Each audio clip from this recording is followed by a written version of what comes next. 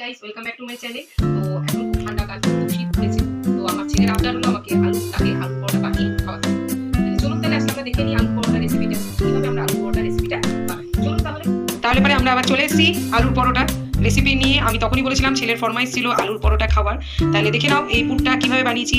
পুরটাতে আমরা আদা লঙ্কা বাটা দিয়েছি, একটু সামান্য পরিমাণে জিরে গুঁড়ো, সামান্য পরিমাণে ধনে গুঁড়ো, আর একটুখানি কাসুরি মেথি, সঙ্গে সামান্য পরিমাণে চিনি, হলুদ আর নুন তো থাকবেই। সেই দুটো জিনিস না থাকলে তো যে কোনো খাবারে স্বাদ আমরা ভালো পাবো না। কাজে এই দুটো জিনিস তো অবশ্যই যে কোনো তরকারিতে থাকাটা জরুরি। তো যাই হোক, আমরা এই পুরটাকে ভালো করে কড়াইয়ের মধ্যে তেল দিয়ে নাড়িয়ে চাড়িয়ে মশলা কষানোর মতন কষিয়ে নিচ্ছি। তাহলে নেক্সট আমরা দেখে নিই কিভাবে পুরটা ভরতে হয়। অনেকেই পুর ভরার সময় সামান্য পরিমাণের বেশি পুর পড়ে গেলে পারে রুটিটা ভেঙে যাওয়ার চান্স বেশি থাকে, মানে পুরটা বেরিয়ে যাওয়ার চান্সটা বেশি থাকে। তাহলে দেখে নিই কিভাবে আমরা আটার গোলার মধ্যে সাপুর করে পরোটা বেলি। এবং গোলাটা ঠিক এইভাবে সামান্য আটা দিয়ে তোমরা এরকম ভাবে যতটা পারো লম্বা বড় আকারে বানিয়ে দেবে। এরপর সামান্য আলু পুরটা এমনি করে নেব, এর মধ্যে আমরা ভরবো।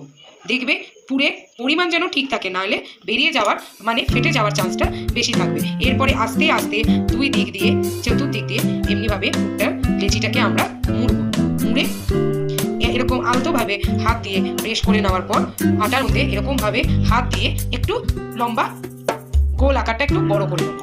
তারপরে আমরা এই জিনিসটাকে বেলা স্টার্ট করবো। খেয়াল রাখতে হবে চতুর্দিক দিয়ে ফেটে যাতে না যায়।